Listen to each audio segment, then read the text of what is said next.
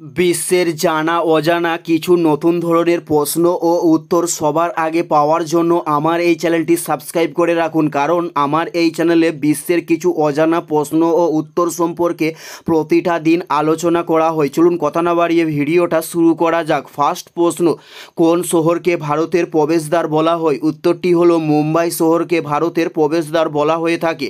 উত্তরটি হলো মুম্বাই শহরকে ভারতের প্রবেশদ্বার বলা হয়। নেক্সট প্রশ্ন, প্রাকৃতিক গ্যাসের উপাদান কি? উত্তরটি হলো মিথেন প্রাকৃতিক গ্যাসের প্রধান উপাদান। উত্তরটি হলো মিথেন প্রাকৃতিক গ্যাসের প্রধান উপাদান।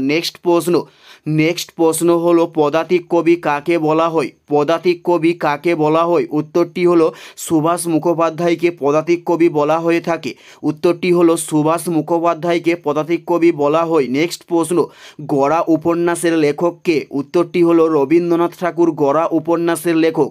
উত্তরটি হলো রবীন্দ্রনাথ ঠাকুর গোরা উপন্যাসের একটি লেখক। নেক্সট প্রশ্ন হলো রেডিয়ামকে আবিষ্কার করেন? উত্তরটি হলো মাদাম কুরি রেডিয়াম আবিষ্কার করে থাকেন।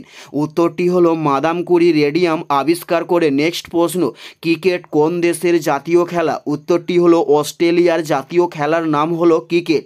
উত্তরটি হলো অস্ট্রেলিয়ার জাতীয় খেলার নাম হলো ক্রিকেট। ক্রিকেট কোন দেশের জাতীয় খেলা? উত্তরটি হলো অস্ট্রেলিয়ার জাতীয় খেলা। নেক্সট প্রশ্ন, টেলিভিশনের আবিষ্কারক কে? উত্তরটি হলো জন লগি বেয়ার টেলিভিশনের একটি আবিষ্কারক। জন লগি বেয়ার টেলিভিশনের একজন আবিষ্কারক। নেক্সট প্রশ্ন, হলদিঘাটের যুদ্ধ কত সালে হয়? উত্তরটি হলো 1576 সালে হলদিঘাটের যুদ্ধ শুরু করা হয়।